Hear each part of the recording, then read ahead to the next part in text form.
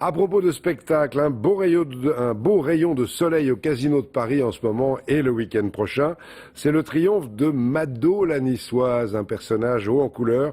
Noël Perna l'a créé il y a quelques années sur la Côte d'Azur. Elle a maintenant complètement conquis tout le pays. Sophie de Vessières et Fabrice Maillard.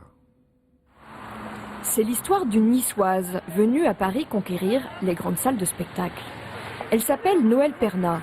Elle est propriétaire d'un café dans le Vieux-Nice. C'est là-bas qu'elle puise son inspiration. C'est là-bas qu'elle a trouvé son premier public.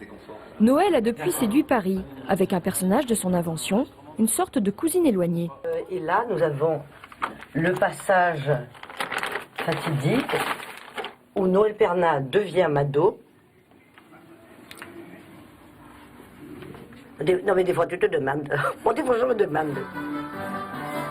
Elle s'appelle Mado, Mado la Niçoise. Elle aussi est propriétaire d'un bar. Elle aussi rêve de conquérir le monde du spectacle avec son premier show. Tu vas voir que je suis allergique à la grippe aviaire. Mado et Noël se ressemblent parce que elle se ressemble et puis en même temps elle est un peu ce que j'aimerais être, c'est-à-dire elle est quelqu'un qui ose, qui n'a peur de rien, avec toutes ses couleurs fortes et son verbe haut.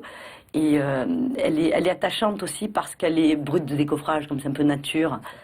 Regarde comment on fait à la maison. On peut téléphoner d'une main et repasser de l'autre et bercer le petit avec le pied. C'est pas vrai? C'est comme quand on se met au lit, on peut passer à la casserole. Et en même temps, penser qu'on en a oublié une sur le feu. C'est l'équivalent des ch'tis, mais version méridionale. Elle représente très bien la vie que nous avons à Marseille, dans le quartier du Panier, enfin dans les vieux quartiers de Marseille. Mado nous offre un voyage au cœur de la Côte d'Azur et ce n'est pas la Côte d'Azur des cartes postales. Amélie travaille sur le port de Nice, tu sais, elle accueille les marins, tout ça. Vous avez compris? Hein? Et les péripétatiennes.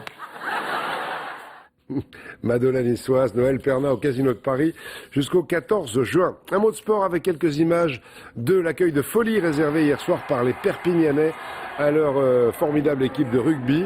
On avait déjà fait la fête là-bas samedi soir. Et bien, retour des joueurs hier avec le bouclier de Brennus conquis en finale du top 14 face à Clermont. On a recommencé.